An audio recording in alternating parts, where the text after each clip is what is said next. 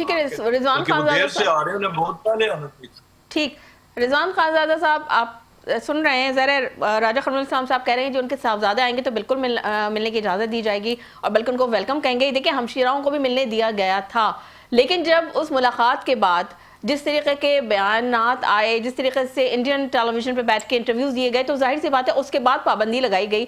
تو سر آپ لوگ بھی تو تھوڑا سا اپنی ان چیزوں کو دیکھیں کہ وہ چیزیں یا وہ باتیں یا وہ اسٹیٹمنٹ جو ملک کے اندر انتشار پھیلانے کے مترادف ہو، یا وہ اسٹیٹمنٹس جو ریاست اور اداروں کے خلاف ہو، تو سر وہ تو پھر قابل قبول نہیں ہے نا. آپ لوگ بھی تھوڑا سا اس چیز کو تو، اس کی سنجیدگی کو تو آپ لوگ بھی تو ذرا سمجھیں، کیونکہ سر خان صاحب کے خود سر اسٹیٹمنٹ جو ہے میڈیا میں موجود ہیں.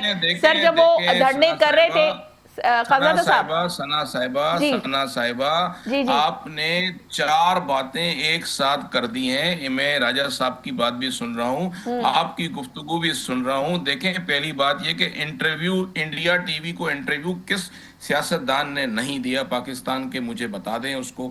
اب بات آئی کہ جی ہم جیل میں انٹرویو دینا ایک الگ چیز ہے، لیکن ملک کے خلاف بات کرنا، ریاست کے خلاف بات کرنا، اب میں اس کی بات کرتا ہوں. میں نواز شریف صاحب کی پرانی جتنی ویڈیو ہیں مجھے کیوں نکالا والی اور اس سے پہلے کی آپ دیکھ لیں کہ فوج کے خلاف انہوں نے کتنی باتیں کی ہیں. زرداری صاحب کی باتیں دیکھ لیں آپ، اینٹ سے اینٹ بجانے کی، محسن حقانی کی باتیں دیکھ لیں آپ. ہم نے تو ابھی یہ کوئی باتیں ہی نہیں کی ہیں. یہ فوج ہماری ہے، یہ ملک ہمارا ہے، ہم اسے چلانا چاہتے ہیں، ہم اسے بچانا چاہتے ہیں، اور یہ ہمیں الزام لگا کے ہمیں یہ کسی اور طرف لے جانا چاہتے ہیں. ہم پی ٹی آئی میں کاف لیگ نہیں بننے دیں گے.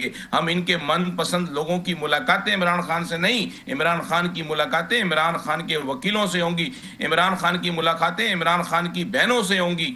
ایسا نہیں ہے کہ جو ان کے من پسند ہوں گے، جو یہ کر رہے ہیں، جو یہ سازش پی ٹی آئی کے اندر انہوں نے مچائی بھی ہے.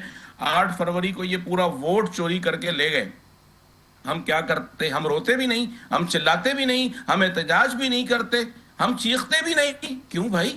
آپ نے پورا ووٹ چوری کر لیا. عوام نے ہم پہ اعتماد کیا، بھروسہ کیا، ہمیں ووٹ دیا، آپ نے چوری کر لیا. اس کے بعد آپ ڈنڈے مارتے ہو، پھر آپ اس کے بعد آپ کیا کرتے ہو؟ آپ کی بات اگر مان لی جائے ایک لمحے کے لیے خانزادہ صاحب، اس کے بعد لوگوں کو نہیں بات یہاں ختم نہیں اگر آپ کی بات مان لی جائے کہ اگر بل فرض کے آپ لوگوں کا مینڈیٹ چوری کیا گیا، آپ نے سن لیں سر خانزادہ صاحب بات تو سن لیں.